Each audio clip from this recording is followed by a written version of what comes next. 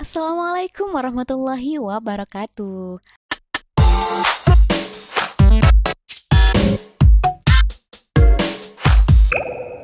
Halo teman-teman, selamat datang di channel I'm Bonaparte. Pada kesempatan kali ini, saya akan bedah buku yang berjudul Rich Dad Poor Dad karya Robert T. Kiyosaki. Bagi yang belum tahu, dia adalah seorang investor, usahawan, penulis, dan motivator. Buku Rich Dad Poor Dad ini adalah buku yang menjadikan Kiyosaki manusia terkenal. Buku ini juga merupakan bagian dari seri buku-buku dan material lain tentang motivasi. Ia telah menulis 15 buku yang secara akumulatif telah terjual lebih dari 26 juta buah. 3 dari bukunya yaitu Rich Dad Poor Dad, Rich Dad's Cash Flow Quadrant, dan Rich Dad's Guide to Investing yang telah menjadi 10 buku terlaris secara berkesinambungan di The Wall Street Journal, USA Today, dan New York Times. Dan bagi teman-teman yang belum beli atau sudah beli tapi belum sempat baca bukunya, jangan khawatir. Teman-teman bisa nonton video ini sampai habis karena channel ini akan membedah atau men-share isi buku tersebut hingga bab terakhir. Tapi teman-teman jangan lupa subscribe, like, share, dan aktifin loncengnya ya, sebagai bagian dari dukungan teman-teman untuk kita terus melanjutkan konten yang insya Allah bermanfaat ini. Oke, kita langsung saja. Buku ini bercerita tentang seorang anak kecil yang memiliki 2 ayah. Yang satu ayah kaya, yang satu ayah miskin. Yang satu berpendidikan tinggi mempunyai gelar PhD, dia menyelesaikan semua studinya dengan beasiswa penuh. Sedangkan ayah yang satunya tidak pernah menyelesaikan pendidikan SMP sekalipun. Kedua ayah dari anak kecil ini sama-sama berhasil dalam karir mereka. Keduanya memperoleh penghasilan besar. Namun, yang satu selalu harus berjuang dalam hal keuangan. Yang satunya lagi belakangan menjadi orang terkaya di Hawaii. Yang satu wafat meninggalkan puluhan juta dolar bagi keluarga, amal kemanusiaan. Yang satunya meninggalkan banyak hutang. Kedua pria itu kuat, karismatik, dan berpengaruh. Keduanya memberi nasihat kepada anak kecil tersebut, tapi nasihat mereka tidak sama. Keduanya sangat percaya pada pendidikan, tapi tidak merekomendasikan jalur studi yang sama. Seandainya sang anak hanya memiliki satu ayah, ia cukup menerima atau menolak nasihatnya. Namun karena ia mempunyai 2 ayah, ia memiliki pilihan untuk mengontraskan 2 sudut pandang orang kaya dan sudut pandang orang miskin. Kedua ayah itu memiliki pandangan yang sangat berbeda tentang uang. Sebagai contoh, ayah yang satu berkata, "Cinta akan uang adalah akar segala kejahatan." Yang lain mengatakan, "Kekurangan uang adalah akar segala kejahatan." Banyak waktu pribadi anak tersebut habis untuk merenung, bertanya dalam hati, "Mengapa ayah berkata begitu?" Mempunyai 2 ayah yang ia cintai memaksanya untuk berpikir dan pada akhirnya memilih suatu cara pikir untuk dirinya sendiri. Salah satu alasan yang kaya semakin kaya, yang miskin semakin miskin, dan kelas menengah terjerat utang adalah uang diajarkan di rumah bukan di sekolah. Jadi, apa yang bisa diajarkan oleh orang tua yang miskin kepada anak mereka mengenai uang? Mereka hanya mengatakan, "Teruslah bersekolah dan belajarlah yang giat." Sang anak mungkin lulus dengan predikat yang mengagumkan, tapi dengan mental dan pemikiran keuangan orang miskin. Teman-teman mungkin bisa memori sedikit.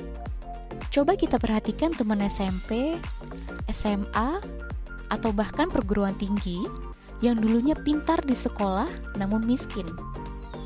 Kebanyakan dari mereka lulus sekolah berpikiran untuk langsung bekerja seadanya. Oleh karenanya, mereka tidak dapat mengubah hidup mereka dan bisa jadi alasan tadi menjadi salah satu penyebab utama. Oke, kita kembali ke laptop. Sekolah berfokus pada keterampilan akademis dan profesional, bukan keuangan. Sebagian besar utang nasional kita yang menggunung adalah akibat para politikus dan pejabat pemerintah yang berpendidikan tinggi membuat keputusan keuangan dengan melakukan sedikit atau bahkan sama sekali tanpa melakukan latihan dalam topik uang. Saat ini ia kerap bertanya-tanya, apa yang akan terjadi dalam waktu dekat bila ada jutaan orang yang membutuhkan bantuan keuangan dan kesehatan? Apa yang akan terjadi bila jaminan kesehatan dan jaminan sosial kehabisan dana? Bagaimana suatu bangsa bisa bertahan jika kewajiban mengajari anak-anak tentang uang terus diserahkan pada orang tua yang kebanyakan akan menjadi atau sudah miskin?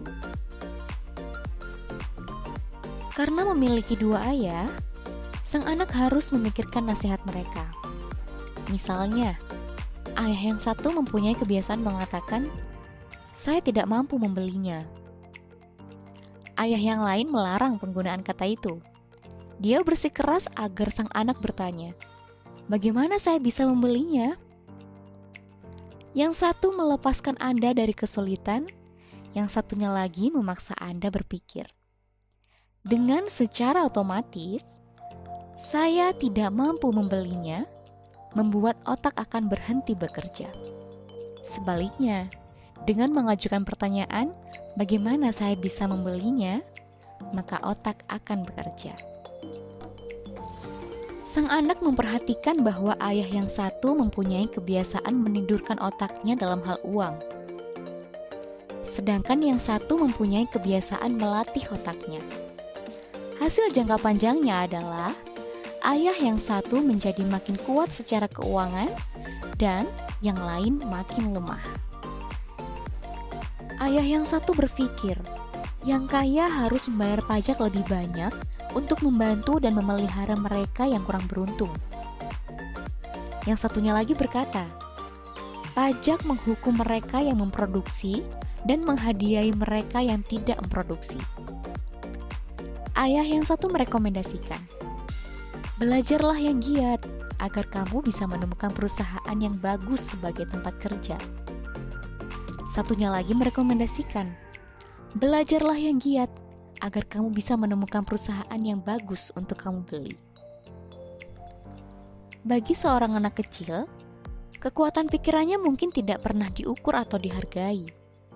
Tapi, ia melihat dengan jelas betapa pentingnya menyadari apa yang ia pikirkan dan caranya mengekspresikan diri. Ia juga memperhatikan bahwa ayah yang miskin itu bukan miskin karena jumlah uang yang dihasilkan, melainkan karena pikiran dan tindakannya. Sebagai anak kecil yang mempunyai dua ayah, ia menjadi benar-benar sadar tentang perlunya berhati-hati memilih pikiran yang akan diambil dan dijadikan pikirannya sendiri. Sehingga ia bertanya, ia harus mendengarkan ayah yang kaya atau ayah yang miskin? Pada usia 9 tahun, sang anak pun memutuskan untuk mendengarkan dan belajar dari ayah kaya tentang uang. Dengan begitu, ia memilih tidak mendengarkan ayah miskin sekalipun dia memiliki gelar universitas. Dan pilihan itu mengubah segalanya. Begitu keputusan tentang siapa yang akan didengarkan dan dituruti, pendidikan keuangan anak itu pun dimulai. Ayah kaya mengajarinya selama 39 tahun. Sang ayah berhenti ketika menyadari bahwa anaknya telah mengetahui dan sepenuhnya memahami apa yang berusaha ia tanamkan di kepalanya. Uang adalah suatu bentuk kekuatan. Namun, yang lebih kuat adalah pendidikan keuangan. Karena sang anak baru berumur 9 tahun ketika mulai, pelajaran yang diajarkan ayah kaya tentu sederhana saja.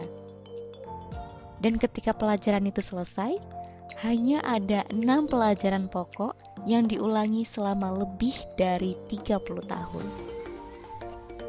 Buku ini tentang ke-6 pelajaran itu. Ditulis sesederhana mungkin seperti yang diajarkan oleh ayah kaya. Pelajaran itu tidak dimaksudkan sebagai jawaban, melainkan sebagai papan penunjuk jalan yang akan membantu kita dan anak-anak kita tumbuh menjadi kaya. tidak peduli apapun yang terjadi di dunia yang terus berubah dan tak pasti ini.